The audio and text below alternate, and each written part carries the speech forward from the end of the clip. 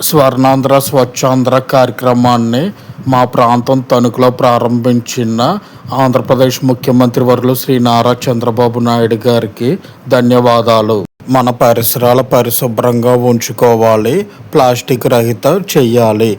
అలాగైతే మన ఆరోగ్యానికి మంచిది, రేపటి భావితరాల భవిష్యత్తుకి ఎంతో మంచిది. మన ప్రీతమ ముఖ్యమంత్రి నారా చంద్రబాబు నాయుడు గారి గ్రాండ్ ఎంట్రీ స్వర్ణాంధ్ర స్వచ్ఛాంధ్ర కార్యక్రమాన్ని జయప్రదం చేసిన తెలుగుదేశం పార్టీ నాయకులకు, కార్యకర్తలకు, తెలుగు మహిళలకు, అభిమానులకి అందరికీ పేరు పేరున హృదయపూర్వక ధన్యవాదాలు.